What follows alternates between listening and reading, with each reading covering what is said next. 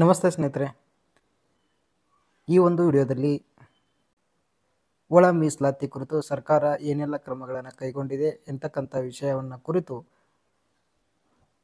ಮೇಲ್ಮನೆಯ ಸದಸ್ಯರಾಗಿರ್ತಕ್ಕಂಥ Shri N Ravikumar ಅವರು ಸರ್ಕಾರಕ್ಕೆ ಪ್ರಶ್ನೆಯನ್ನು ಮಾಡಿರುವಂಥದ್ದು. ಸರ್ಕಾರದ ಉತ್ತರ ಏನಾಗಿರ್ತದೆ, ಎಲ್ಲಿವರೆಗೂ ಈ ಆಯೋಗ ನೇಮಕ ಮಾಡಿರುವಂಥ ಆಯೋಗ ಮತ್ತು ಅದು ಎಲ್ಲಿವರೆಗೂ ಈಗ ಒಳ ಮೀಸಲಾತಿ ಬಂದಿದೆ ಅಂತಕ್ಕಂಥ ಸಂಪೂರ್ಣವಾದ ಮಾಹಿತಿಯನ್ನು ಈ ವಿಡಿಯೋದಲ್ಲಿ ನೋಡ್ತಾ ಹೋಗೋಣ. ದಯವಿಟ್ಟು ಈ ವಿಡಿಯೋವನ್ನು ಸ್ಕಿಪ್ ಮಾಡದೆ ಕೊನೆ ತನಕ ನೋಡಿ ಅಂತ ಕೇಳುತ್ತಾ, ಹಾಗಾದರೆ ಬನ್ನಿ ಸ್ನೇಹಿತರೆ, ಏನೆಲ್ಲ ಪ್ರಶ್ನೆಗಳಿದೆ ಮತ್ತು ಸರ್ಕಾರದ ಉತ್ತರ ಏನು ಅಂತಕ್ಕಂಥದ್ದನ್ನು ನೋಡ್ತಾ ಹೋಗೋದಾದರೆ, ಇಲ್ಲಿ ಕೇಳ್ತಾರೆ, ಮಾನ್ಯ ಸರ್ವೋಚ್ಚ ನ್ಯಾಯಾಲಯ ಪ್ರಶ್ನೆ ಕೇಳ್ತಾರೆ. ಸರ್ವೋಚ್ಚ ನ್ಯಾಯಾಲಯವು ಆಗಸ್ಟ್ 2024 ಒಳ ಮೀಸಲಾತಿ ನೀಡುವ ಪರವಾಗಿ ತೀರ್ಪು ನೀಡುವುದು ಸರ್ಕಾರ ಗಮನಕ್ಕೆ ಬಂದಿದೆಯೇ? ಈ ಕುರಿತು ಸರ್ಕಾರದ ನಿಲುವೇನು ಅಂತ ಕೇಳಿದೆ. ಅವರು ಬಂದಿದೆ ಅಂತೇಳಿ ಉತ್ತರ ಕೊಟ್ಟಿದ್ದಾರೆ ಸರ್ಕಾರದವರು. ಮಾನ್ಯ ಭಾರತ ಸರ್ವೋಚ್ಚ ನ್ಯಾಯಾಲಯದ ತೀರ್ಪಿನಂತೆ ಶಿಕ್ಷಣ ಮತ್ತು ರಾಜ್ಯ ಸರ್ಕಾರದ ಅಧೀನ ಸೇವೆಗಳಲ್ಲಿ ಒಳ ಮೀಸಲಾತಿ ಕಲ್ಪಿಸುವ ಬಗ್ಗೆ ಈಗಾಗಲೇ ಶ್ರೀ ಎಚ್.ಎನ್. ನಾಗಮೋಹನ್ ದಾಸ್ ರವರ ಅಧ್ಯಕ್ಷತೆಯಲ್ಲಿ ಏಕಸದಸ್ಯ ಆಯೋಗವನ್ನು ರಚಿಸಲಾಗಿದೆ ಅಂತೇಳಿ ಹೇಳ್ತಾರೆ. ಇದು ನಮಗೆಲ್ಲರಿಗೂ ಗೊತ್ತಿರುವ ವಿಚಾರ.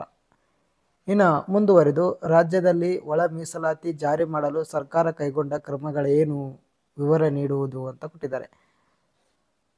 ಈ ಸರ್ಕಾರದ ಉತ್ತರ ಏನಾಗಿದೆ ನೋಡಿ.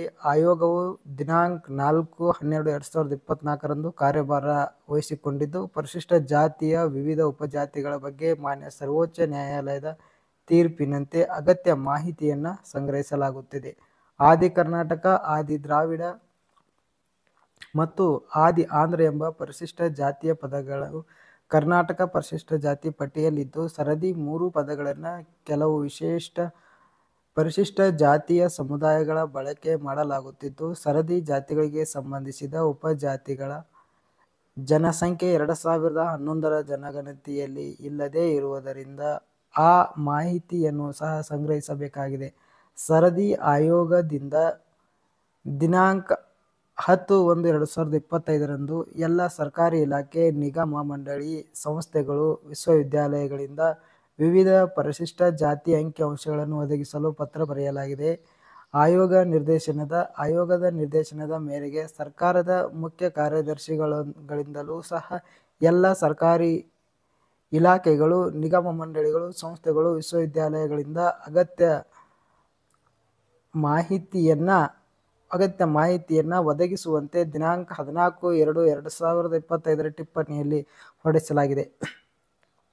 ನಿಗದಿತ ನಮೂನೆಯಲ್ಲಿ ಮಾಹಿತಿಯನ್ನು ಆನ್ಲೈನ್ ಮೂಲಕ ಪಡೆಯಲು ವೆಬ್ ಪೋರ್ಟಲ್ ಅನ್ನು ಸಿದ್ಧಪಡಿಸಲಾಗಿದೆ. ಅಗತ್ಯ ಮಾಹಿತಿಯನ್ನು ಪಡೆಯಲು ಎಲ್ಲ ರೀತಿ ಕ್ರಮಗಳನ್ನು ವಹಿಸಲಾಗುತ್ತಿದೆ ಅಂತ ಹೇಳ್ತಾ ಇದ್ದಾರೆ. ಅಂದರೆ ಇತ್ತೀಚೆಗೆ ನಾಗಮೋಹನ್ ದಾಸ್ ಆಯೋಗ ಇದೆಲ್ಲ ಏಕಸದಸ್ಯ ಪೀಠ, ಅದು ಸರ್ಕಾರಕ್ಕೆ ಹೇಳಿರುವಂಥದ್ದು ಅಂಕಿಅಂಶಗಳನ್ನು ಬೇಗ ಕೊಡ್ತಾ ಇಲ್ಲ ಅಂಥೇಳಿ. ಹಾಗಾಗಿ ಅದರ ಬಗ್ಗೆ ಪ್ರಶ್ನೆ ಕೇಳಿದ್ದಕ್ಕಾಗಿ ಈಗ ಸರ್ಕಾರ ಕ್ಲಾರಿಟಿ ಕೊಟ್ಟಿರುವಂಥದ್ದು, ಅವರ ಗಮನಕ್ಕೆ ಬಂದಿದ್ದು ಮತ್ತು ಸರ್ಕಾರದ ಮುಖ್ಯ ಕಾರ್ಯದರ್ಶಿಗಳಿಗೆ ತಿಳಿಸಿರುವಂಥದ್ದು.